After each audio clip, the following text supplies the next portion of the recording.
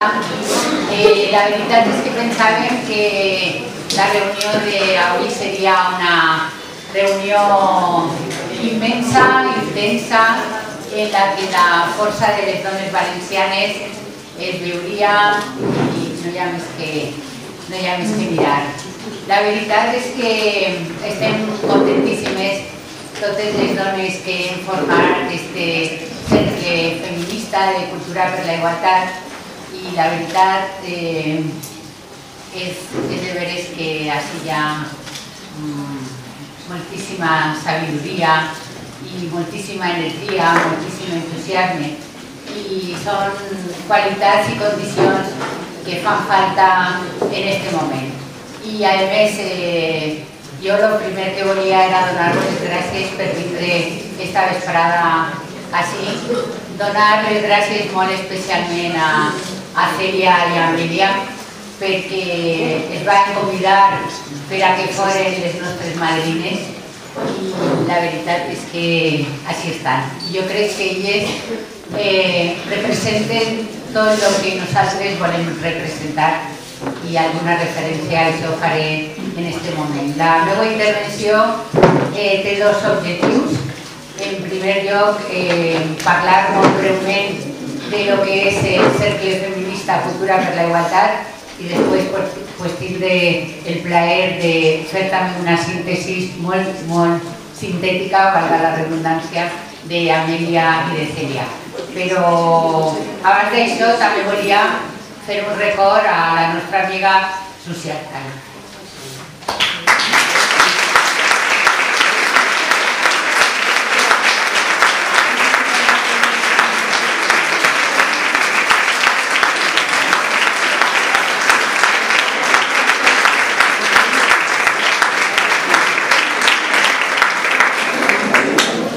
Crec que ella estaria contentíssima d'estar en nosaltres esta vesprada.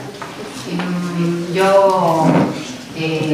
vaig a fer una miqueta d'història, de xicoteta història també d'este Cercle de Cultura per la Igualtat, que sobretot té un objectiu, que és retrobar-nos en la força de les dones valencianes, retrobar-nos en la força del moviment feminista valencià.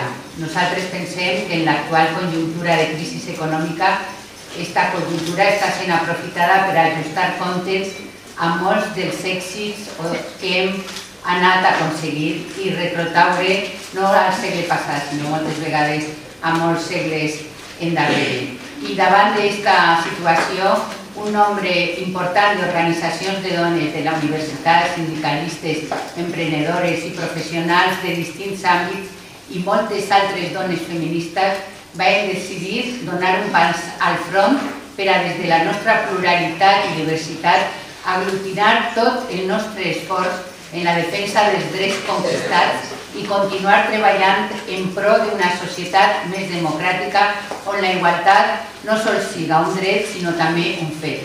Nosaltres som conscients que els reptes que tenim per davant són complexos, però només es podrem abordar des del compromís col·lectiu, des de la convicció de que juntes som molt més fortes i tenim que, a més, estar a l'altura de les circumstàncies. Jo crec que en aquesta comunitat valenciana hi ha hagut una desmobilització importantíssima a pesar de l'enorme força de les dones i la nostra intenció és precisament fent endarrere al nostre passat i a la nostra història trobar l'impuls per a continuar en el present i de cap al futur. Hi ha dones de moltes generacions, benvingudes també les dones d'Alacant i de Castelló, estem molt contentes de fer aquesta xarxa en la que segur que trobem al llarg dels temps motius de satisfacció. Estem en una situació que podem considerar que és intolerable i per això nosaltres, a banda de fer un treball de foro, de debat, de reflexió, d'acció, un punt d'encontre com és el cercle, volíem simbolitzar en un acte com el d'avui tot el que, o molt de lo que les dones hem aportat a aquest país. Moltes vegades diguem que el que més ha canviat en aquest país ha sigut les dones i jo crec que efectivament, a més, han canviat per a bé. A mí también me gusta decir que, aunque mucha gente dice que eso es una ocurrencia que no tiene mucho sentido, pero yo lo voy lanzando de vez en cuando, que el feminismo debería ser declarado patrimonio inmaterial de la humanidad, porque realmente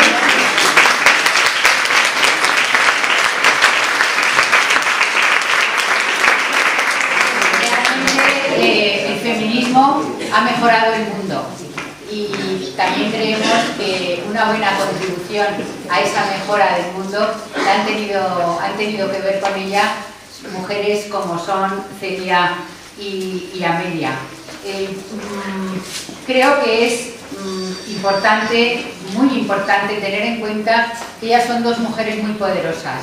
O sea, son mujeres muy poderosas en ese amplio sentido de la palabra, de mujeres que son comprometidas, que son coherentes, que son de las mejores cabezas pensantes que hay ahora mismo en nuestro país y que son dos filósofas de una grandísima envergadura.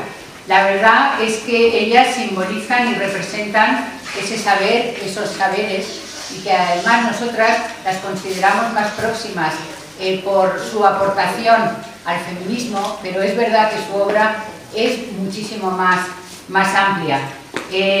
Yo creo que ellas también representan esas amistades gozosas y fructíferas.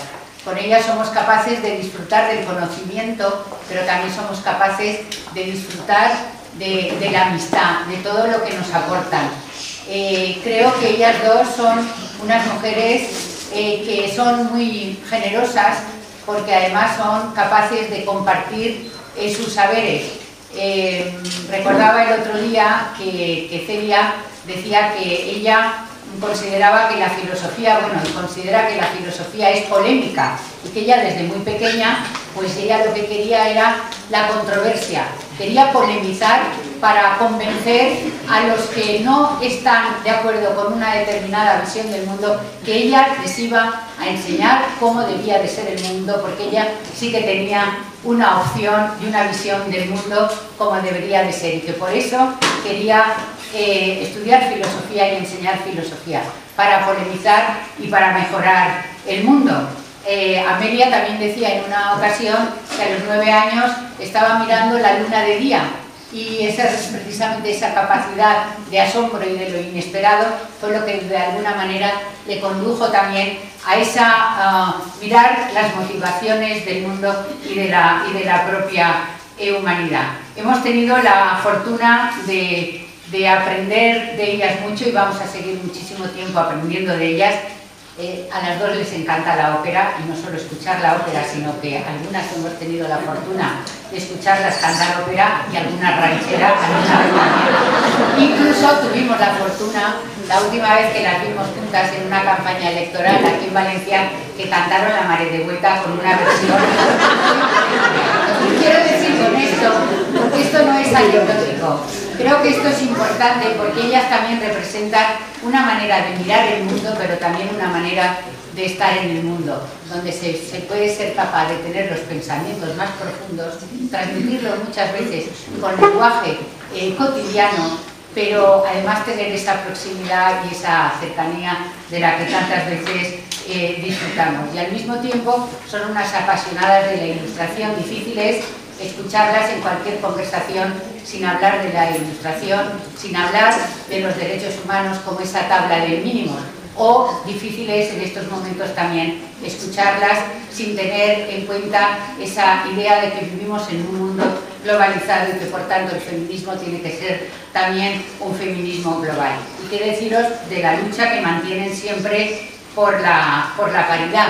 Una seguramente es más existencialista que otra, pero las dos aman y adoran a Simone de Beauvoir y adoran también a Simone Weil. Yo creo que su sentido del humor, en serio, que es una muestra también de que en el mundo podemos luchar y reivindicar por el respeto, por la dignidad, por los derechos de las mujeres, por la ciudadanía, pero también poderlo hacer desde esa mirada con experiencia y al mismo tiempo con esperanza. Todas, estoy segura que todas hemos repetido y citado frases que ellas han acuñado. Son tantas que no las podría repetir en este momento, pero es verdad, pues desde la becaria desclasada, hasta tantísimas otras aportaciones sobre la maldad que ha hecho Amelia Valcárcel, por ejemplo, y sobre todo yo creo que su pensamiento y su reflexión es importantísimo en estos momentos. Creo que también son las dos unas apasionadas en la defensa de las libertades de las mujeres y de la libertad en general. Y quiero ya para terminar decir que decía un día Celia que vale la pena vivir. Y Amelia también decía en una ocasión una frase que a mí me gusta mucho, decía que una vida sin libertad, sin esfuerzo, sin virtud y sin reflexión no es una vida humana. Y por tanto podríamos decir que es una vida que no vale la pena ser vivida.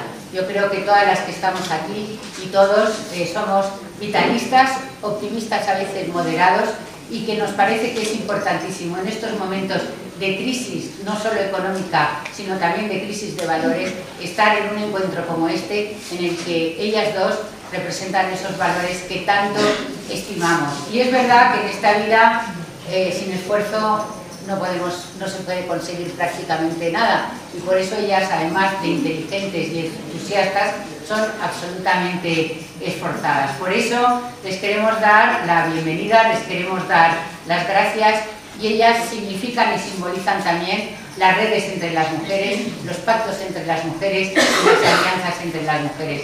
Os deseamos lo mejor y os doy la palabra porque estamos deseando escucharos. Queridas amigas, maestras y madrinas, tienen la palabra.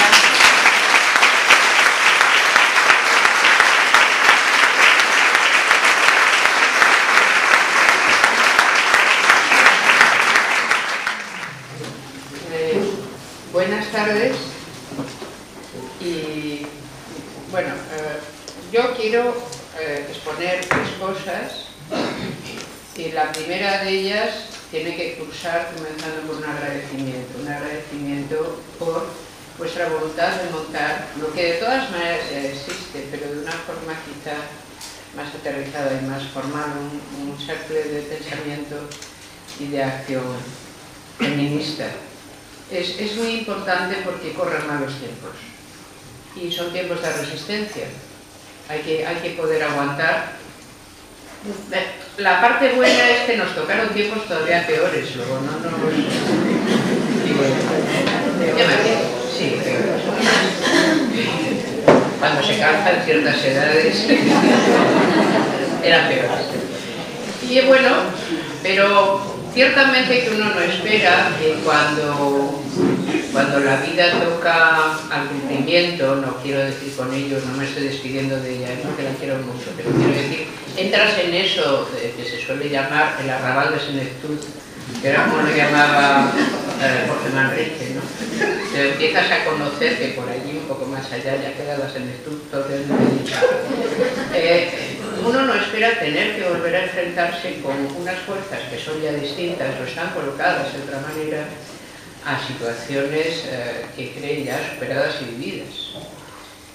Pero a lo mejor toca hacerlo, y si así fuere, pues habría que hacerlo. Quizá yo no quisiera ser demasiado pesimista en estos momentos, pero a mi modo de ver hay un concepto filosófico que no está ni con mucho explicitado, de que me gustaría hablar con Celia porque la considero a todo efecto mi maestra. Una vez, el primer libro que perpetré, se lo dediqué, y creo que se lo dedicaba por 3 veces. Creo que la dedicatoria era a Celia Morós, y a Celia Morós, y a Celia Morós, porque todo lo que piense, lo pensaré contigo. Hay un concepto que no está claro, es el concepto de racionalidad colectiva. Verdaderamente, cuando hablamos de racionalidad, está tan parcelada, tan cortada, tan grupalmente situada, tan situada en general, tan mediada por el poder, que difícilmente algo, por el simple hecho de parecernos razón, va a actuar como razón en una geografía de acciones humanas que es sumamente compleja. Y que el periodo actual del mundo nos demuestra las imágenes de su complejidad que no teníamos convenientemente todavía fijadas, ¿no? Estamos en un mundo en el que parece evidente para muchas personas, probablemente para todas las que estamos aquí, que el feminismo no es solo, como ha dicho Al Gore, un patrimonio inmaterial de la humanidad, es un signo de calidad de la democracia. Rara es una democracia, o rara no se debería de parecer, si preguntando en ella que dónde están las organizaciones feministas, qué interlocuciones tienen, qué manera tienen de actuar, nos dijeran que de eso no hay. Dirán, qué extraña es esta democracia que no está dando canal a justamente una de las vetas fuertes en que esta se hace más real, que es la voluntad feminista de intervenir en la vida política, representando y haciendo real la ciudadanía de las mujeres. El hacer real la ciudadanía de las mujeres ha resultado ser una tarea de largo alcance. Una tarea que ya va a tocar hablar de la ilustración, claro está, no queda otro remedio. Una tarea que empieza muy tempranamente, es decir, que las y los feministas que alguno ha habido muy tempranamente, en el momento mismo en que se presentan como ideas la ciudadanía, etcétera, pues toman justamente, atacan lo deficitario de esa presentación cuando solo un sexo la puede asumir. Y claro, quienes pertenecemos a esta edad, a la que tiene maestra amorosa, a la que tengo yo misma, sí que pues, observamos ese paisaje. Es decir, era un paisaje en directo de exclusión de casi todo. Había incluso hasta exclusión del tránsito en la calle por diversas argucias. No llegábamos a ser una ciudad del norte de África, no tanto, ¿no? Pero diversas argucias te expulsaban de la calle o te hacían incluso cambiar la postura del cuerpo, etc. Todo era... nacimos en un mundo que no toleraba bien que pertenecieras al sexo que no tocaba, ¿no? Estaba demasiado normado ese sexo. Pero en la mayor parte del universo mundo este es todavía el triste destino de las mujeres, cuando no es mucho peor. Y aún en nuestro mundo, nuestra libertad, yo me pregunto hasta qué punto muchas veces se está rebotando sobre, no quiero decir yo que no, ya que está en relación causal, pero está cursando a la vez que la falta de libertad de muchas mujeres que están siendo traficadas a este mundo, bien sabemos para qué. Entonces, todo esto para mí son motivos de reflexión respecto de lo que hemos avanzado y cuánta tarea dejamos todavía por hacer que tendrá que ser realizada. Y por eso un cierto desasosiego si veo que lo avanzado se da en retrocesos, siquiera fueran pequeños. Por eso me gusta mucho esta iniciativa vuestra, hacer un círculo feminista. Creo que es muy necesaria la reflexión de acción en este momento, y una acción coordinada y presidida por una voluntad buena. Eso es lo más importante, si no, no sale.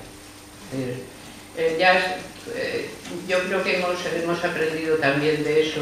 Yo una vez pretendí aconsejar algo sobre sus libros, lo cual por mi parte fue una manifiesta tontería, sobre uno de sus libros.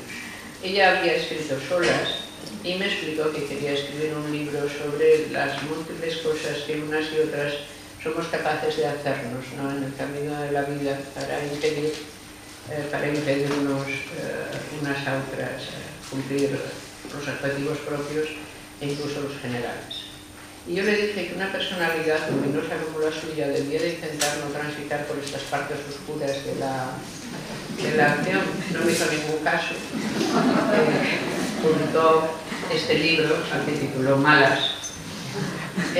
Yo creo que ya no estamos en edad de maldad. Yo siempre he creído la bondad de la gente anciana. Digo, yo estoy hablando de mí todo el rato, claro. Siempre he creído en eso porque ya apenas tenemos capacidad para hacer nada mal, porque la capacidad en general está muy disminuida para el bien y para el mal. No es lo mismo cuando la fuerza de la vida está latiendo en ti constantemente y tú tienes un objetivo además y tienes una gran rebelión contra el mundo que has visto y heredado, que cuando la pausada edad en efecto te ha hecho reconocer que cosas son más importantes que otras y por lo tanto también qué cosas tienes que evitar que sucedan para que la buena acción se produzca. Y yo creo que un círculo maduro es una cosa muy importante.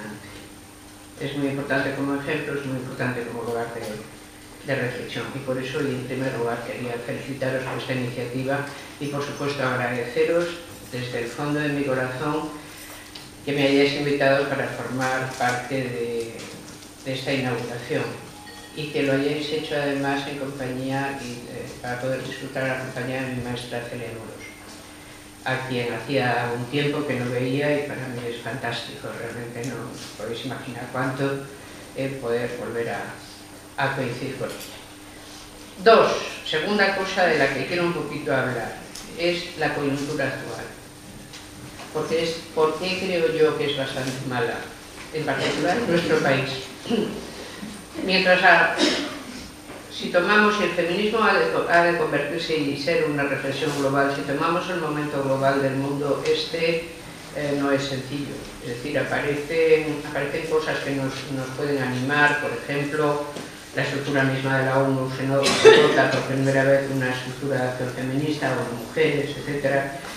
Pero en un mundo global donde las potencias emergentes, al menos dos de ellas, no se distinguen precisamente porque el feminismo forme parte de su trama política basal, ¿no?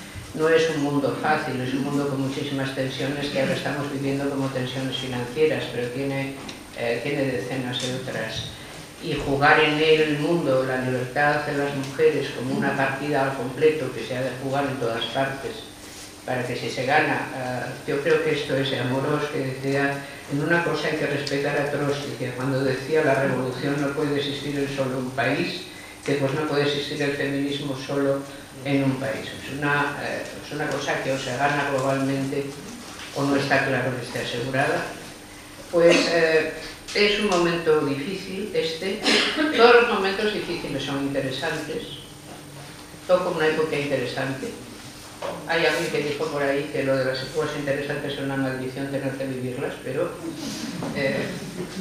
está enfrente. Pero en nuestro país en particular, y desde hace un año, hace año y medio, estamos asistiendo a un cambio de gobierno, a un cambio de tendencia, que yo he de decir, respetando con ello las opciones de un auditorio tan, me imagino, amplio, que me tiene bastante desasosegada, porque tenemos a un partido conservador que ha ganado unas elecciones prometiendo de una manera explícita e inexplícita que arreglaría una crisis financiera indescriptible.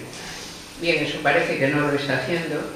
Incluso empezamos a tener la ciudadanía la sospecha de que no es capaz de hacerlo, pero entonces nos va a aplicar el programa ideológico, que no es el que le hemos pedido, ni siquiera sus votantes creo que le estuvieran pidiendo el programa ideológico. Más bien hubo, yo diría que casi una entrega a aquel que pudiera tener una mayoría suficiente como para desatascar una situación económica. Nuestra derecha se había encargado de hacerle como el marco, y el marco era: nosotros somos los que tenemos los buenos contactos, entonces nosotros podemos desatascar esta situación. Es obvio que quien está manejando el poder no puede. Bueno, parece que no puede, porque si a la sociedad le va mal, a las mujeres nos suele ir un poco peor. O sea, somos la parte débil, a los débiles les va siempre un poco peor.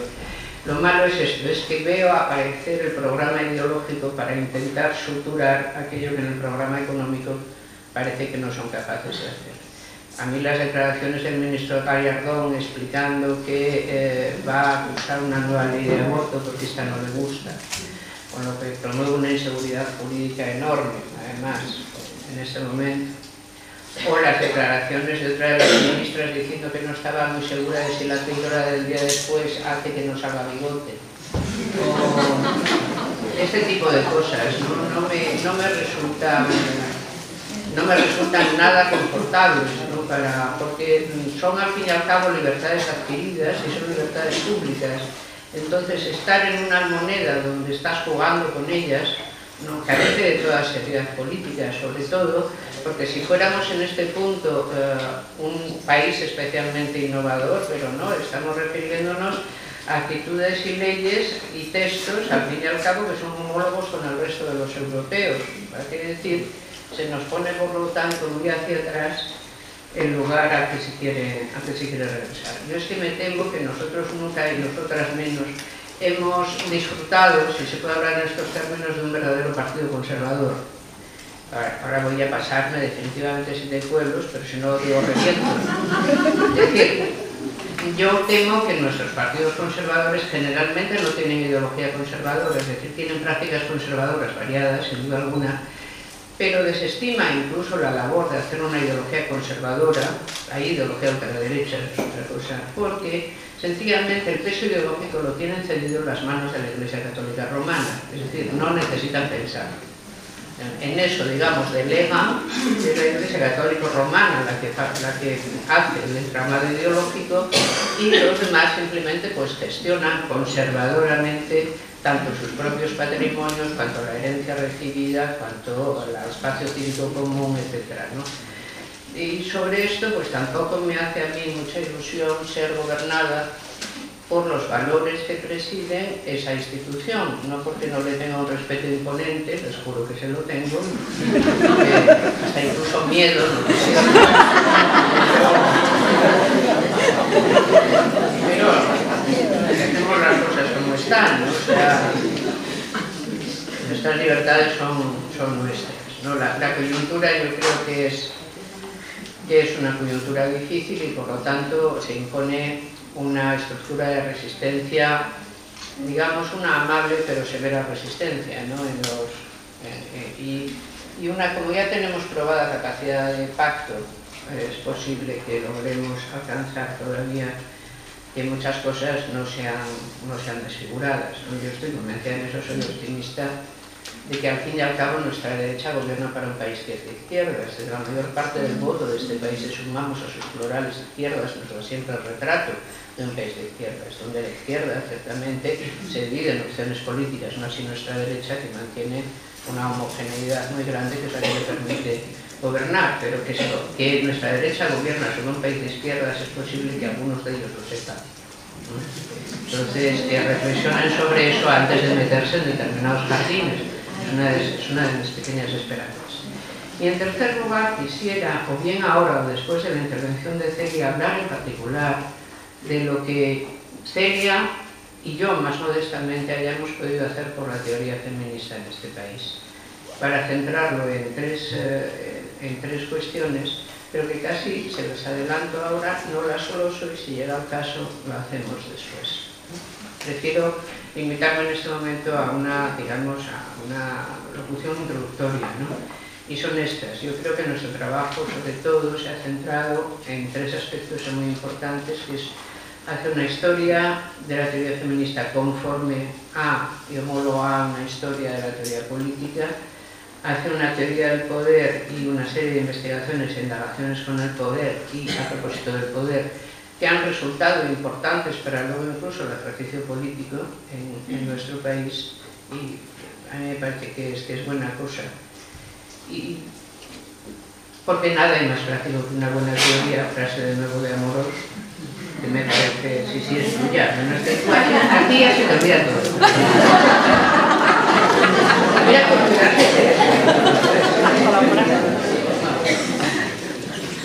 y últimamente Celia ha llevado más su investigación hacia las rutas de ilustración en, digamos, tipos civilizatorios o culturales diversos del nuestro, lo cual ha llevado a las indagaciones que se dan en el seno de las religiones monoteístas. Y de alguna manera yo también, desde otro punto, estoy acompañando ese tipo de reflexión. Si luego tenemos oportunidad, también me gustaría hablar de cuáles en particular han sido estas aportaciones. Por mi parte, ya termino ahora, y toda la palabra en la aportación estoy deseando escuchar.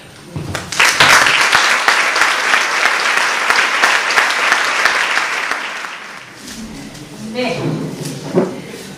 per a mi és especialment emotiu veure-vos tornant a la meva terra després de tants anys, i ja me pense quedar així fins a que em mulga. I bueno, per tant ja el que puga fer el vaig a fer així. El vaig a fer així. I estic molt contenta de veure que hi ha un material estupendo per a fer coses. Hi ha un material realment extraordinari, no hi ha més que mirar. No m'imaginava jo tanta gent tan interessada, tan il·lusionada, i per a tindre il·lusió en els temps que corren no sé ja ni què és el que fa falta, però som capaços de tindre-la. I per tant, en fi, estic molt agraïda del vostre acolliment i espero que em perdoneu que us llisca la parideta que he fet de Cultura per a la Igualtat, que era la que estava anunciada per a la sessió d'avui. Com la tinc escrita, doncs la vaig escriure. No.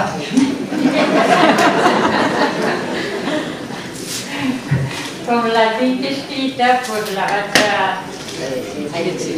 vaig a llegir i així podrem, si val la pena, discutir alguns aspectes.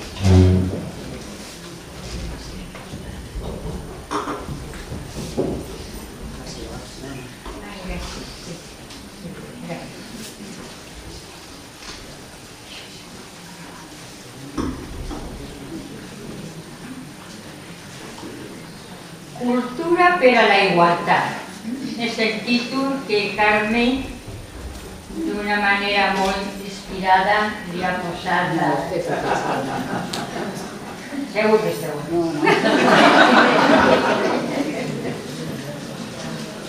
Bueno, dona igual. Però bueno, anem a veure. Cultura para la igualdad.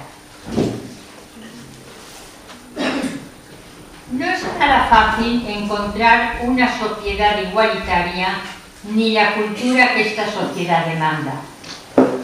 Tendremos para ello que remontarnos a Grecia, pues encontramos allí lo que se ha llamado, muy sumariamente, el paso del mitos al logos, o sea, del mitos de la aceptación del sentido y el orden del universo en términos de tradiciones y referentes que remitían fundamentalmente al mundo de la imaginación, este es el mundo del mito, y pasamos al logos. Al logos, que es lo que significa el mundo de la razón.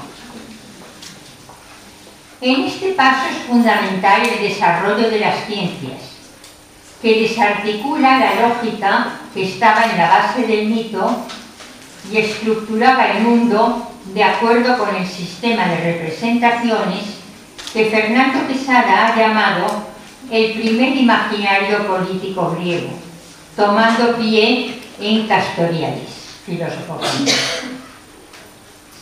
El texto fundacional al que remite este imaginario es un texto de Heródoto, filósofo griego, en el que narra cómo a la muerte del tirano Polícrates, Meandro, a quien éste había designado como su sucesor, convoca una asamblea y se dirige así a los ciudadanos.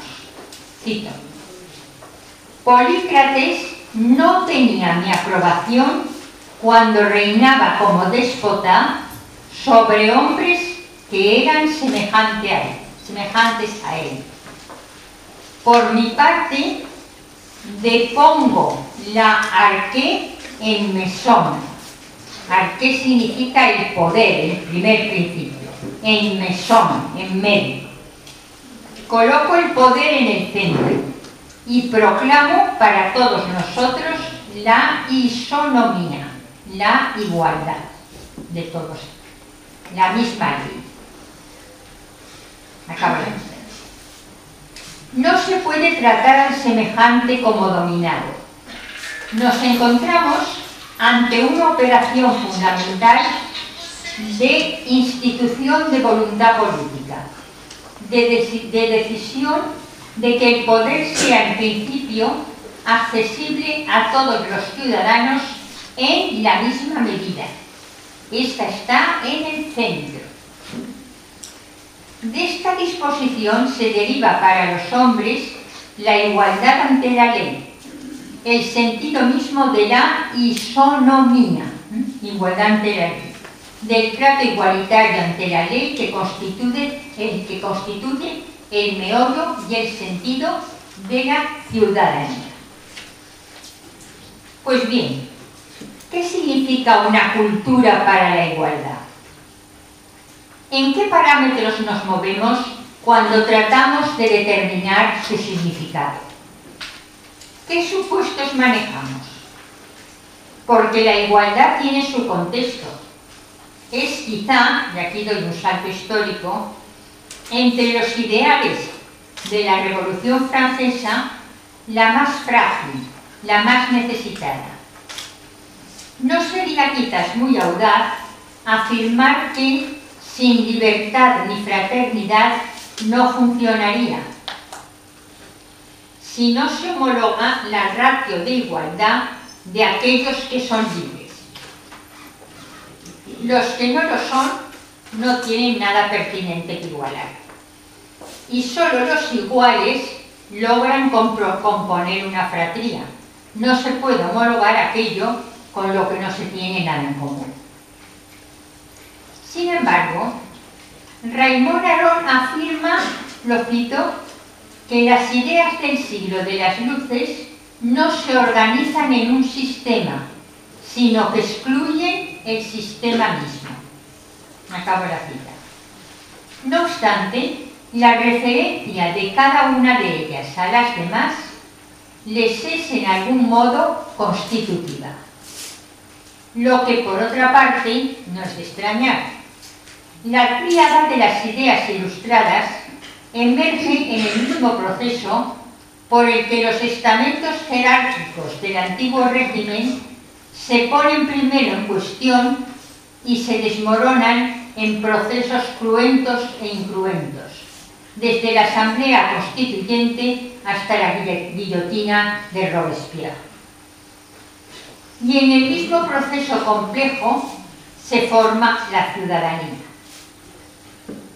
La relación que estas ideas mantienen entre sí es tensa y problemática. Su referencia es dinámica, abierta.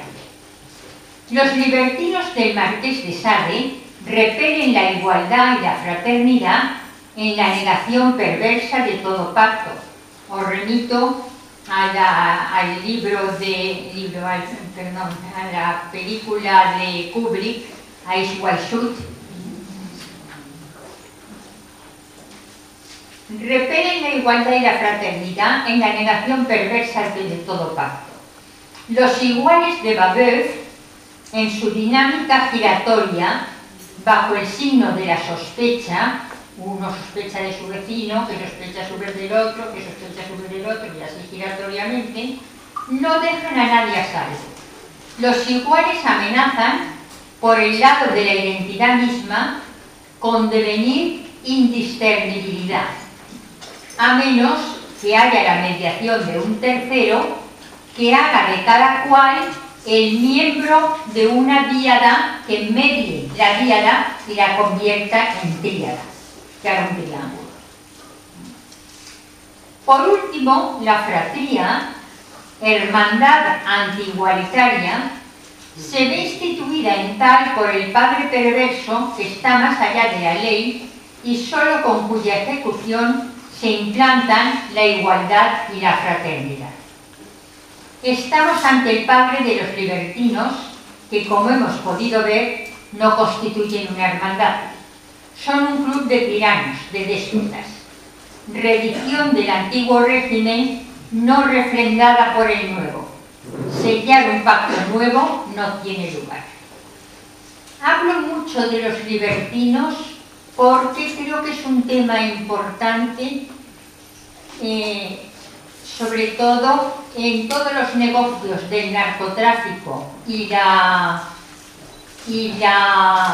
violencia contra las mujeres que está ocurriendo en Latinoamérica, están íntimamente unidos con un imaginario libertino reeditado que es muy particular y merece la pena estudiar. Que los ideales ilustrados no constituyen un sistema. Y no es de extrañar que así sea.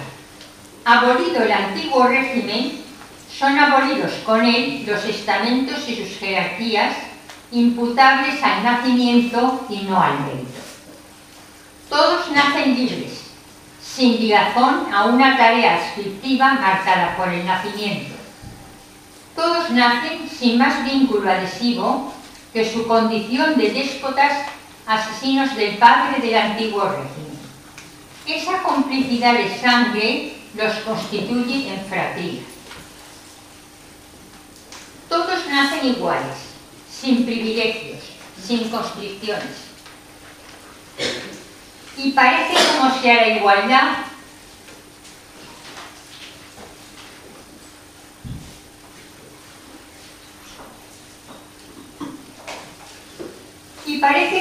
la igualdad hubiera que arroparla más, como si se tratase de un bien especialmente precario, frágil. La libertad, Sartre insistió en ello a lo largo de toda su obra, es pensada como un fardo. No puedes librarte de ella si eres un ciudadano que pertenece a título de tal a la fraternidad. Si eres, como lo afirmaba Rousseau, un miembro de la voluntad general, no puedes abdicar de los dictámenes de esta, que es la expresión no de la suma de la voluntad de los ciudadanos, sino del compromiso contraído de que por mí, ciudadana, la voluntad general no será un centro hemorrágico, no será puesta en cuestión. Di libremente mi palabra a la fratría a título de compromiso de que por mí esta no se vería puesta en cuestión. Ergo, aun si quiero, no podré recuperar mi palabra sellada. Habré de renunciar a ser libre en la medida misma en que la voluntad general ha de obligarme a ser libre, a hacer su voluntad. La voluntad general de Rousseau es el núcleo de la ciudadanía, basado en la igualdad y que debe ser cuidado con mimo cívico. Pues bien, a este mimo cívico es a lo que consideramos cultura para la igualdad. Por supuesto que a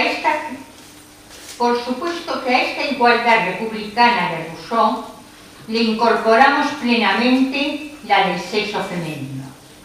Sofía es igual a Emilio y ambos se cuidan para la igualdad. Habría que escribir el libro El Emilio, titulándolo Emilio y Sofía, redefinir la educación y el cuidado que reciben ambos sexos en un sentido igualitario y promover símbolos, actividades, formas de interacción y desarrollo que fomenten la obvia semejanza entre dos seres humanos cuya única diferencia es el sexo, al que hay que redefinir en función del ser humano y no a la inversa. Pues cuando la parte ha definido el todo. Un aspecto fundamental de una cultura de igualdad es el lenguaje. El lenguaje, a la vez que es cultura, envuelve toda la cultura en tanto que sistema de signos por excelencia. Y es sabido que la mujer y la hembra animal tiende a ser ora la innominada, ora la herida, la subordinada bajo el masculino o el neutro. Ya no se trata de nada trivial, porque, como es sabido, aquello que no se nombra no existe. Un sistema de designación igualitario es una condición sine qua non para una cultura de igualdad. No existe realidad constituida para poder ser significada sin un sistema de signos. El lenguaje no es inocente ni trivial. Lo saben bien tanto quienes editan folletos ilustrando el uso del lenguaje sexuado, sobre todo para niños, por sus efectos en la constitución de una simbólica igualitaria, así como los militantes de la subsunción del femenino en el masculino o en el neutro. Nadie es neutral, valga la redundancia. Todo el mundo tiene su toma de partido al respecto. Y si se trivializa la ética, se magnifica la estética. Todos y todas los concejales y las concejalas aquí reunidos se dice que suena mal. Aquí tenemos el recurso a la alcaldesa, cargo muy instituido en un plano superior a las concejalas y que por ello se afirma que suena bien. Pero no solo, aunque fundamental, se plantea la cuestión del lenguaje. Los colores y las formas de los trajes de los niños, por desgracia últimamente, destilan desigualdad. El rosa rabioso, que tiene ya un largo pedigrí, colorea con estridencia los vestidos de nuestras niñas. Soy abuela, llevo a mi nieto al parque algunas veces y puedo comprobarlo. Aquí ha habido claramente una regresión respecto del vestido unisexo. También hay niños y niñas con pantalones de colores diversos que superaron la cursi dicotomía azul-rosa. Juegos mixtos que cumplen el cometido de una socialización anticipatoria de funciones sociales compartidas. Pero, por desgracia, no son lo predominante. La cultura, podríamos decir, es teleológica, orientada a un fin, a la vez que inmanente. Consiste en dispositivos simbólicos de las conductas orientados a producir determinados efectos ceremoniales que enfaticen el efecto mismo que quieren causar o bien en que simplemente lo produzcan. Se alaban a sí mismas a la vez que el objeto de su celebración. El himno nacional ensalza las virtudes de los propios militares a la vez que las excelencias del propio ritual, en este caso los honores militares que los celebran. Las culturas, en su teleología y para asegurar su eficacia, elaboran determinados protocolos o secuencias pautadas según reglas sistemáticas que aseguren que los actos que el protocolo celebra se llevarán a cabo ceremonialmente, como corresponde. Ello vale tanto para la cultura deportiva como la musical. Por ejemplo, en el deporte, el saludo inicial de capitán del equipo a capitán del equipo significa la igualdad de disposición y de reconocimiento a los que ambos equipos se pliegan. En la música sinfónica hay unas reglas canónicas que determinan quiénes son los directores y los solistas, o las solistas, y quiénes los miembros de la orquesta, y las dramatizan mediante el manejo de la batuta, las entradas y salidas del director por el escenario, etc. Todo está pautado para saber quién es quién. En la cultura política de las democracias encontramos formalmente una cultura de igualdad por excelencia. Al menos así se considera que debe ser. El que ostenta el poder no ostenta más poder que cualquiera de los pares en la medida en que estos lo tienen sometido a una serie de controles simbólicos y no tan simbólicos que se traduce en condiciones muy precisas para relevar al líder. La cultura democrática es una cultura política de igualdad, la cultura política por excelencia. Un entramado simbólico que designa el poder y por el que el poder se autodesigna autolimitándose, como si se reduplicara y expresara así la estructura reflexiva del poder. Cultura política es cultura reflexiva que se fundamenta en esa misma operación que hace de ella cultura de igualdad. No es una redundancia, es más que una redundancia. La cultura política es cultura por excelencia, es lo que da un fundamento racional a la sociedad. Y una sociedad con un fundamento racional es ni más ni menos que una cultura igualitaria. Podríamos definir esta como un conjunto de prácticas y dispositivos simbólicos y materiales orientados a que se reproduzca la igualdad y se neutralice la jerarquía. En suma, la cultura política, cultura por excelencia, constituye un entramado simbólico que designa el poder y por el que el poder se autodesigna y se reduplica. Que el poder pueda legítimamente poder es algo que solo se significa ceremonialmente, no es una mera redundancia. Luchar por la igualdad de las mujeres en todos los ámbitos e inscribir asimismo los logros de esta batalla, donde quiera que haya ocasión, nombres de calles y plazas, de políticas, de literatas, no es sino luchar por la justicia. Sum cuique tribue, a cada uno lo suyo. ¿Y cómo se determina lo que es de cada cual? Haciendo, por lo pronto, una abstracción. Abstracción, o sea, separar aquello que no es pertinente con respecto a la distinción que se va a otorgar. En nuestro caso, la del sexo. No abogamos solo por una cultura de la igualdad en la cultura de las distinciones, valga la distinción. Es obvio que el otorgar distinciones sesgadas por el sexo va contracorriente en el río de la igualdad. No llega a buen puerto, al puerto de lo genéricamente humano, donde van a parar individuos de distintas razas, creencias y, sin embargo, igual. Cultura e igualdad.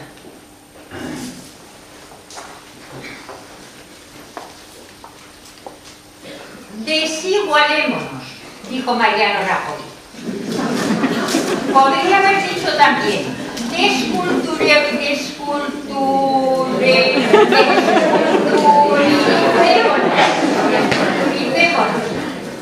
Si tenemos en cuenta que la igualdad es obra de la cultura. Catanomos, decían los griegos, contraponiéndola a catacines, la naturaleza. Desmantelemos el estado del bienestar, podría haber dicho. Lo podría formular de distintas maneras. Justamente por ser la construcción humana que se funda en la justicia y es una obra común de la igualdad y de la cultura. Es cultura de igualdad, podríamos decir. Cultura, pues nos protege de las contingencias ciegas de la naturaleza, así como de sus procesos inexorables. Es cultura de igualdad porque aquí la igualdad, como idea reguladora, es la que oficia como expediente de justicia. A cada uno lo suyo es una idea cultural, podríamos decir, aun operando sobre la naturaleza ciega, sobre un terremoto, por ejemplo. De este modo, el presidente del gobierno podía haberse expresado así: desculturicémonos. Propongamos un individualismo emprendedor, desasido de la igualdad, despegado de los otros y desfasado, eso sí, desfasado de una cultura cívica. Estos átomos emprendedores, iguales en tanto que tales, ¿son o no la base de la sociedad capitalista? ¿O son solo un desideratum? Un horizonte utópico de un capitalismo que en rigor funciona por lo que Gilles Deleuze y Félix Guattari llaman el simulacro. Porque según estos autores hay que distinguir la imagen del simulacro. Y creo que viene a cuento. La imagen es a su modelo lo que su mímesis era para la idea platónica, su fiel reflejo especular. El simulacro, por el contrario, es el fraude de la mímesis. Aparenta que se parece a su modelo puro, pero cuanto más lo aparenta, más se aleja del mismo. Cuanto más se parece, cuanto más más se parece. Cuanto más se parezca, más se aleja de sí mismo. Más se parece que se parece. Cuanto más se está distanciando, más se parece que se parece. Cuanto más se está distanciando. El impostor, en esta ontología perversa, parece que se parece, como los activos tóxicos de nuestro capital financiero. El dinero mímesis de la economía real a los clientes de los bancos, al menos, se le parece. Tenemos, pues, una cultura constituida por una ontología perversa y constitutivamente antigualitaria. Unos sujetos de la misma, los emprendedores, que cultivan metódicamente la desigualdad, la injusticia, que tienen el estado del malestar como su objetivo sistemático. El estado del malestar aparece como la otra cara lógica siniestra del estado del bienestar. Si este representaba la cultura de la igualdad inyectada en las sociedades, al menos como desideratum, aquel representa la naturaleza sin orden, sin freno para sus perversiones. Estamos cerca del Marqués de Sade, que, al dar la vuelta a la idea ilustrada de naturaleza como deseable orden de las cosas, consagra la naturaleza como mal modélico y la cultura, en tanto que su imitación, simulacro, mal de segundo grado. Pues muchas gracias, Vera.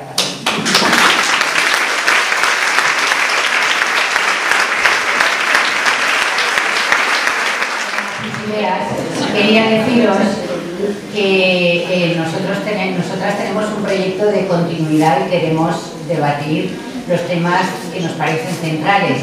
Nuestro próximo encuentro será sobre educación, el próximo será sobre el trabajo y el empleo y el siguiente será sobre violencia y sobre sanidad antes y sobre investigación, universidad, etcétera, etcétera, etcétera. O sea que esto va a dar mucho de sí y todas las que estéis interesadas en tener algún tipo de vínculo o participación, sea de nivel que sea, podéis inscribir vuestro nombre y vuestras referencias en unas hojitas que hemos puesto por aquí.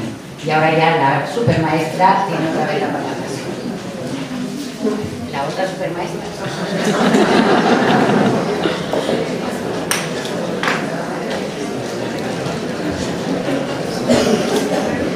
Bueno, yo creo que solo unos minutos, si parece, para tratar de hacer un hilo que haga resaltar, haga aparecer cuál es el tipo de novedad al que tanto Amorós como yo hemos dedicado buena parte de nuestra vida útil filosófica, aun teniendo, digamos, formaciones que no son la misma, como se ve por el tipo de referencias que Amorós continuadamente emplea.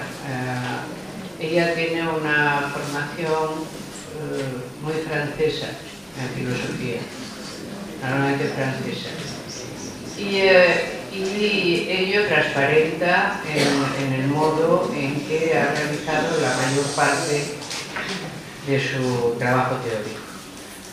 La mía es más analítica, más anglosajona, y supongo que también de vez en cuando se percibe que es de otra naturaleza. Aún así yo creo que se puede llegar a veces a felices síntesis. Cuando yo conocí a Amorós, no aquí, que era donde debería haberla conocido, puesto que yo fui alumna de esta Universidad de Valencia, pero tenemos alguna que otra coincidencia vital, y una de ellas es que ambas les llegamos a caer muy mal a aquellos que habíamos elegido como mentores. Una cosa que nos ocurrió. Lo quería decir. Celia había elegido a un señor y yo a otro señor, a los cuales encima no vamos a citar, porque yo he llegado a la conclusión de que no es necesario. Bueno, si no queda más remedio lo haremos. Entonces, Celia, yo debería de haberme encontrado en mi claustro de profesores, como me encontré, por ejemplo, a Neus y a otras personas que entonces eran muy jóvenes profesoras en una facultad de filosofía que también era bastante reciente.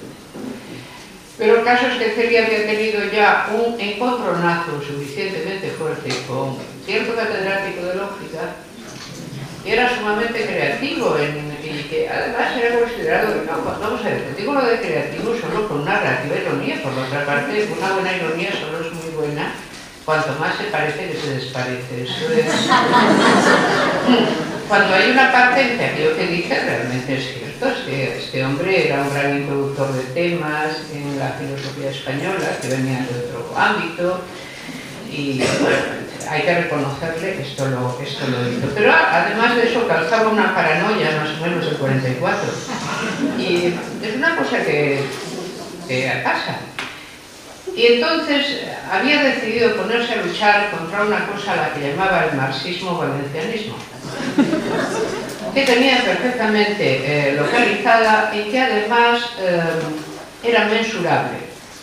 Se podía saber cómo estaba el nivel de marxismo-valencianismo enviando a uno de los profesores del departamento a transcribir o bien aprender de memoria las pintadas que a bolígrafo hubiera en los servicios de Aragón. Aunque a ustedes no les parezca una tarea digna de encomio para un docente universitario, que su jefe de departamento le diga: fulanito, ¿va usted a los servicios? Y vea cómo va este curso el marxismo-valencianismo. Pero este hombre había llegado a que eso era una actividad mensurable que se medía exactamente ahí y no en otro lugar, que era donde... Fíjense dónde estaba la libertad de expresión según era el lugar de la medida. Y en un momento dado decidió que Amorós era una exponente evidente del marxismo-valencianismo. Y además lo era. Y además debía de serlo. Dicen por ahí. Y en ese preciso instante Amorós desapareció del claustro y se entretuvo en realizar una serie de interesantes aportaciones al mundo de la estadística que no voy a mencionar en este momento. Sí, mujer, cuando contaba los coches y los cruces de camino.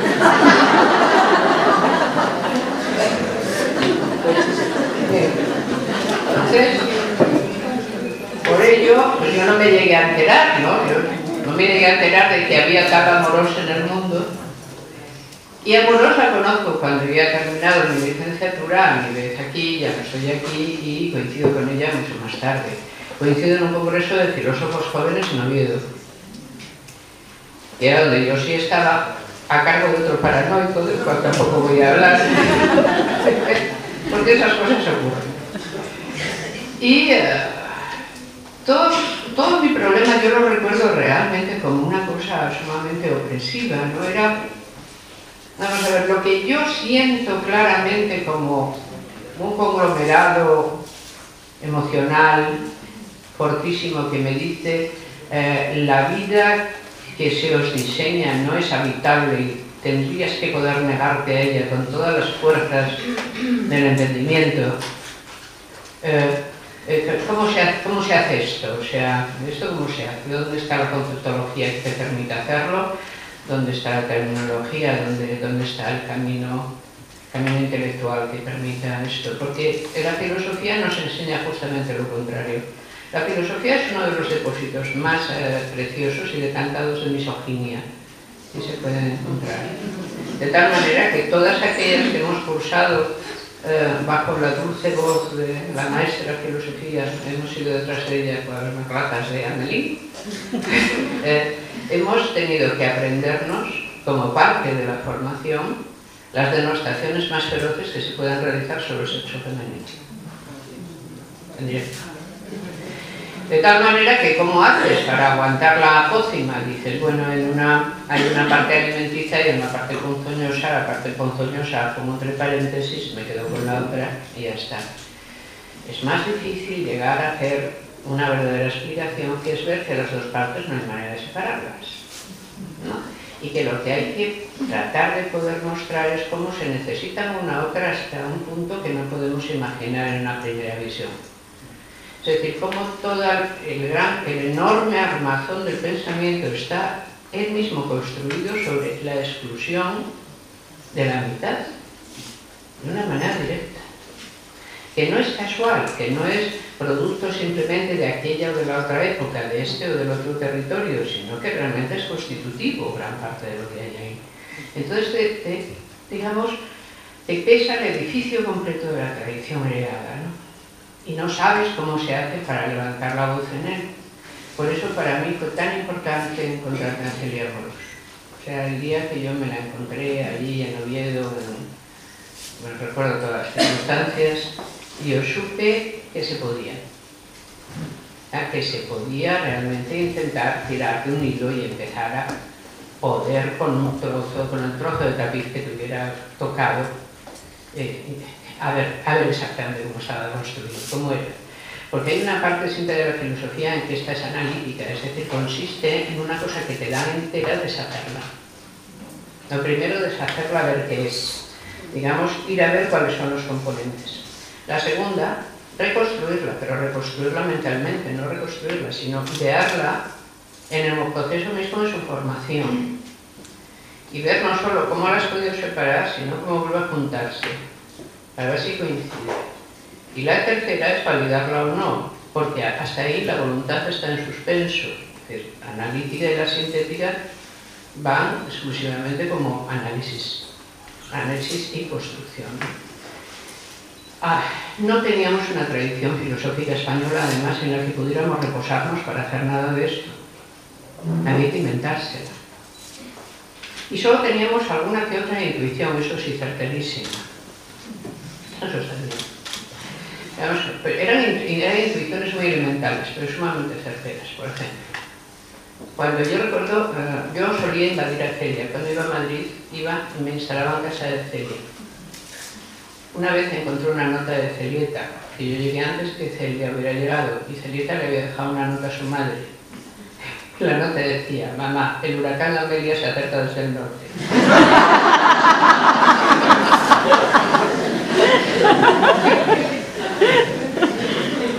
Esto era por mi sistemática manía de a las 4:30 de la mañana o a las 5 insistir en: ¿pero tú crees realmente que eso entonces se puede? Y Celia, por supuesto, a las 6 todavía seguía en vena, pero claro, Celia te encontraba que aquellas actividades intelectuales claro, eran un poco... Pero eran las que teníamos realmente, era una cosa sorprendente. Yo no hubiera podido existir sin esa tanda enorme de larguísimas conversaciones, mirando fragmentos pequeños de un concepto a ver lo que daban de sí. Y sin el magisterio de Celia en ello, porque para eso era más mayor. Ahora será vez mejor, pero es que yo tengo muy mala vejez. Sin eso y su ayuda después en 100 lugares, ¿no? Donde siempre Celia ha sido el conforte, ¿no? Que yo he tenido tantísimas veces y en tantísimas situaciones, algunas de ellas complicadas, ¿no? Pero realmente, ¿qué se fue fabricando? Intuiciones estas, pues, por ejemplo, qué extraño que en el contexto cartesiano, cuando tú pones en duda toda la tradición heredada, te atreves de alguna manera a representarte como en soledad ante un mundo exclusivamente dotado de la capacidad de observación y de que el mundo venga a ti, no haya surgido la idea de que el sexo pueda estar simplemente, pueda ser una suma de prejuicios. Tendríamos que encontrar algo dentro del contexto cartesiano de esta naturaleza, porque parece exigirlo. Pues de desaminadas nada, porque claro, estaba Conan de la Bach, que era exactamente eso, es decir, te aparecía aquello que te parecía que tenía que estar. Y luego, cuando ya coincidimos más, fue cuando comenzamos. Celia tuvo una iniciativa magnífica que, bueno, después de aquello de... acabó amerizando en la UNED, donde fue docente largo tiempo, y más tarde en la Universidad Complutense. En la Universidad Complutense hizo una cosa magnífica, que fue el seminario Feminismo e Ilustración. Creo que de ese seminario devino una enorme cantidad de información y también de organización, ¿no? de de organización de la historia de las ideas políticas feministas, que estaba sin hacer y que fue necesario hacer. Y el seminario duraba todo el año, todo el curso completo. Y bueno, yo siempre iba a este seminario, lo que pasa es que nunca me dejaba cambiar de tema, ni siempre me tocaba hablar de la misma autora. Yo me quejaba, era inútil, ya me dejé de quejar, porque daba igual quejarse que no, porque tiene un corazón duro para según qué, ¿no? Se pone impertérrita y no hay manera de seguir. Pero ese fue un seminario importantísimo. ¿Por qué? ¿Por qué ilustración? Porque llegamos realmente a adquirir una pericia de un conocimiento tanto de la etapa ilustrada, la etapa histórica en sí misma, de las ideas ilustradas, de su capacidad, digamos, de su correspondencia interna, etcétera, que yo creo que es muy difícil, pero no exagero, que se haya dado otro similar en ningún departamento de historia de las ideas, que haya trabajado tanto, tan seguidamente, tantos años, un mismo periodo, hasta que realmente prácticamente deja de tener casi secretos para ti. Tienes delante. Y esto fue una enorme y muy importante tarea. Y después de esto estuvo el proyecto Mujer y Poder. Los proyectos Mujer y Poder fueron proyectos de investigación, yo creo que fueron dos, Celia, pero no estoy segura, fueron dos, ¿no? Nos reunían a unas cuantas que nos daba asilo el Consejo Superior de Investigaciones Científicas. Pero no se hagan ustedes ilusiones que el asilo era un asilo tal cual. O sea, nos reuníamos los domingos, sábados y domingos, porque eran los días que teníamos libres. Hacíamos una reunión mensual y nos dejaban una pequeña galería exterior con una estufilla, creo que a veces sin ella, para que realizáramos allí nuestras reuniones. Pero allí pusimos en claro también muchísimas cosas que tenían que ver con un asunto que es eminentemente práctico. Nosotras heredamos un feminismo para el cual la idea de que el poder era una cosa a la que cabía aspirar era una idea inaceptable. Inaceptable, simplemente. El feminismo que nosotros heredamos, el poquito que había, estaba absolutamente reñido con la idea de que se pudiera hacer acción política que no fuera instantánea, espontánea, inmediata y nada más. Bordear simplemente la idea de institución parecía de todo punto inaceptable. Y no solo estábamos nosotras, que al fin y al cabo parte de la juventud también siempre tiene una vena, que es de esta naturaleza, no un rechazo a lo que encuentra, pero es que teníamos a unos queridos compañeros, colegas y filósofos que eso era lo que les parecía decente. Y lo escribían mañana y noche. Entonces nos daba mucho que pensar. Pero podríamos haber pensado cosas más interesantes si ellos hubieran sido más interesantes también, ¿no? Pero es lo que pasa con lo de pensar es con el mismo rasero. Eso tiene su peligro. Entonces teníamos a dos o tres o más que les gustaba mucho esa teoría de que lo femenino estaba tan incontaminado, o sea, es que formaba parte de lo ente, y no del ser. O viceversa, o sea, un día formaba parte del ente y otro del ser, otro del ser, dependía de dónde lo quisieran poner, ¿no? Pero en todo caso estaba alejado del logos, porque el logos era, como su nombre indica, falocéntrico, o sea, ya estaba, entonces había que tener al logos lo más lejos posible, y las mujeres, cuando cumplíamos verdaderamente nuestra misión en este mundo, era cuando perfectamente instaladas en la logia, no decíamos ni pío, e inmanentemente representábamos lo absolutamente otro. ¿No es maravilloso? Vamos, era todo un plan. Entonces, mal estaba ya que aquellos caballeros dijeran aquellas cosas que eran lo mismo que habían dicho los caballeros anteriores a los que veníamos estudiando tan largo tiempo, pero con el lenguaje que les había tocado a ellos, digamos, teclear, ¿no? Pues como lo tema, dice, pues así, qué bonito me ha quedado. Entonces publicaban panfletos, publicaban libros, publicaban artículos en revistas de progrerío acrisolado, Y eso había que oponerse. Y no era fácil. No era nada fácil, porque hay una cosa que yo he de decir, aunque me duela mucho y no la he dicho nunca. A ver si puedo. A ver. Una de las cosas asombrosas de que estemos aquí y seamos tantas es esta, que ello significa que no nos hemos dejado disuadir. Porque verán, la estrategia contra la inteligencia femenina nunca es una estrategia frontal, es una estrategia de disuasión. De disuasión lateral. Casi todas las estrategias educativas en la feminidad son estrategias disuasivas de toda índole, de todo orden. Y yo he notado que esta estrategia es tan enormemente poderosa que es muy fácil disuadir a una inteligencia femenina por cosas en las que no quiero entrar ahora, son demasiado complicadas, muchas de ellas, pero es muy fácil, y todas lo hemos visto. ¿Hasta qué punto necesitamos reasegurarnos de las cosas? Porque somos fáciles de disuadir. Y es cierto. Vamos a decirlo de una manera canallesca, a lo mejor la hormona no nos acompaña para la cosa de la conación. Pudiera darse ese caso, pero pudiera ser incluso todavía peor que esto lo que ocurre. ¿Qué había que hacer entonces? La primera, no dejarse disuadir; la segunda, hablar con aquellas que estaban siendo disuadidas.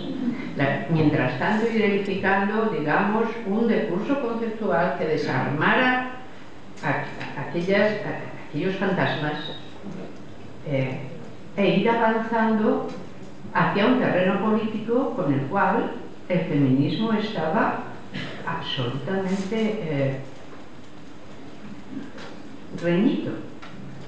Y el análisis sobre el poder, las disposiciones hacia el poder de las mujeres, las espacialidades.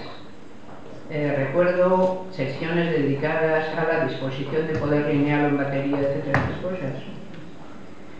Fueron muy importantes para entender de qué hablamos cuando hablamos de poder, e ir desmontando algunas de las argucias más claras respecto que tenían en último término como consecuencia en que las mujeres pensaran seriamente que su lejanía del poder era algo bueno, que ellas debían de cultivar, ¿no? Y yo creo que aquellos dos proyectos de investigación que Amorós dirigió fueron muy buenos para organizar hilos argumentales que deshicieran algunas de aquellas, digamos, más evidentes fantasmadas, porque no eran otra cosa que fantasmadas.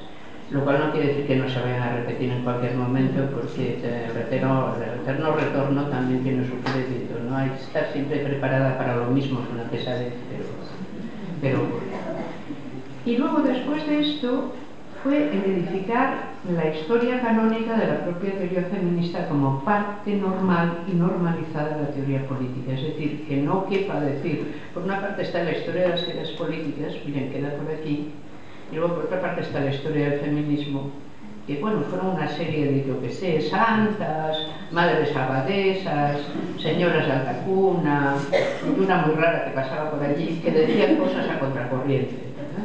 Pues mire, va a ser que no es así, esto está todo junto y se puede hablar de ello a la vez, haciendo una historia más canónica de la teoría de las ideas políticas, en la cual cada cosa encuentra realmente el lugar en que está. Y yo creo que eso ha sido quizá lo más fuerte.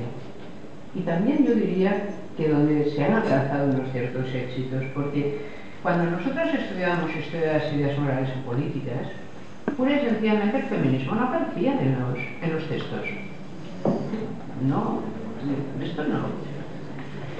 No había habido, claro que sí, que había habido sistemática obliteración. ¿Por qué? Por un asunto de poder. En directo, es decir, porque cómo se establece el canon es una de las cosas que hay que estudiar. Y cómo el canon sistemáticamente rechaza el elemento no canónico, y el feminismo ha resultado ser un elemento no canónico desde que tuvo a bien comparecer, ¿no?, en la teoría política democrática. Entonces, volver a introducirlo es un camino que yo creo que iniciamos y que no está terminado, porque este exige mucha investigación y, por supuesto, mucha paciencia para volver a introducirlo cada vez que te lo tiran fuera. que es más o menos cada semana. Muy cansado esto. Yo en mi próxima vida, yo de confesarte, que yo no pienso volver a nacer chica, porque estoy altísima. Claro, es que no os acordáis, ese es el problema. Estamos ahí en la cosa esta platónica, que somos almas en sexo, y llega por lo visto uno y dice, ¿qué os queréis encarnar? Y entonces nos cuenta la cosa y dice, pues hay unos que van a mantener la situación establecida y más o menos la van a aguantar el tiempo que puedan, y hay otros que tienen que estar a contracorriente, ganando posiciones, adquiriendo legitimidad, y debe ser siempre el porcentaje de almas, especialmente, no sé, devotas a las causas difíciles, que digan, yo quiero de eso, pero luego, claro, cuando estás aquí, pues, la gracia es, a ver, esto yo creo que sí, es decir, introducir las ideas políticas feministas, primero, calcular hasta qué punto son ideas políticas, y no simplemente ocurrencias, sino verdaderas ideas políticas, introducirlas canónicamente en un recurso canónico de la teoría política de la democracia, decir por qué no están donde no están, es decir, no solo tener la explicación de por qué están donde están, sino por qué no están ni pueden estar donde no han aparecido. Todo esto significa que has encontrado por fin una clave explicativa fuerte que te permite articular pues unos 2000 y pico años de pensamiento que no estaban después de todo. Tampoco está así el alcance, no es una cosa que sea fácil de hacer. Yo creo que eso, y encima, el boceto está hecho. Y luego Celia se ha dedicado más últimamente a sus proyectos sobre becas de ilustración, en particular en el caso del mundo musulmán. Lo cual tiene que ver obviamente también con una cierta premura de la actualidad, que es así. La actualidad tiene por bien el mundo, yo no sé si era como decía Hegel, pero a veces se comporta de formas misteriosas. Que alguien me explique, si pudiera, Hegel decía que nada se podía deducir, ¿no? Que no había nada, absolutamente nada que existiera por deducción. Y que la deducción no es un método de conocimiento de ninguna naturaleza, deducir es otra cosa, pero que no demuestra, en el sentido de que tú no dices, que intente, recuerdo la frase, que intente quien escriba deducir la pluma, ¿no? Que intenten deducir la pluma. Como combustible restos de dinosaurios fósiles que solo se encuentran casualmente en el territorio donde las mujeres llevan la vida más amarga que quepa pensarse. Mira qué raro, ¿eh? Pues anda, va y ocurre. Y entonces te encuentras frente a ti, utilizando las categorías de la modernidad, a un tipo de mundo previo e impenetrable que las está utilizando, sin embargo, para validar sus formas de vida de un modo anacrónico. ¿Y qué tienes que hacer? Demostrar el anacronismo como, viendo cómo esa propia cultura ha intentado en momentos anteriores ir por donde fueron todas las demás por su propio camino, esto es hacia un clero, hacia una ilustración. Y hasta qué punto ese proceso ha fallado o no. Esto es a lo que se ha dedicado Celia en dos proyectos últimos de investigación. Las becas de ilustración en el Islam en particular. Y en estudiar las ilustraciones, por así decirlo, europeas. Los procesos de ilustración no europeos, porque eso es muy importante y termino. El feminismo siempre comparece cuando hay un proceso de ilustración. Es decir, en la ilustración sofística griega tenemos atisbos de ello, en la ilustración europea propiamente tenemos la comparecencia del feminismo, pero hay más tipos civilizatorios donde se ha intentado una ilustración. Y entonces tenemos también la comparecencia de la polémica, el debate sobre cuáles han de ser las posiciones y libertades de las mujeres. Y esta forma parte de los últimos años de estudio de Celia en proyectos de investigación que yo he seguido, aunque más de lejos, a través de sus libros.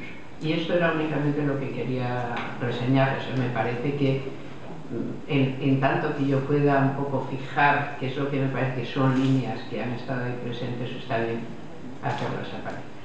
Nada, muchas gracias. Ella, que siempre exagera las cosas, la exageración siempre va con ella. Bueno, pues ser exagerada también en el agradecimiento.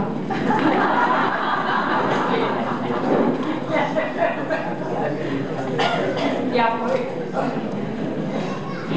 Y bueno, y gracias a todas vosotras y a todos vosotros, porque veo más de un vosotros por ahí. Pero bueno, está muy bien. Gracias por el interés que nos habéis dedicado y espero que este interés se mantenga. Espero que este interés se mantenga y que de aquí salga algo de las cosas que se hacen pues todos los jueves, o de las cosas que se hacen todos los miércoles, o de las cosas que acaba saliendo algo, ¿no? Entonces tendríamos que hacer algo así.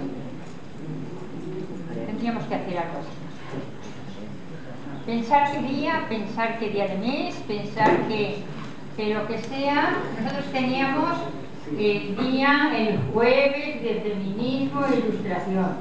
No, el miércoles de feminismo e ilustración. Y ya ese día se asociaba. Y ese día, pues, en fin, nos reuníamos, se pensaba, se tenía como referente. Y, bueno, pues creo que sería una buena cosa que tomáramos un referente acumulativo así y sistemático. Y muchísimas gracias pues, por todo vuestro interés y por todo.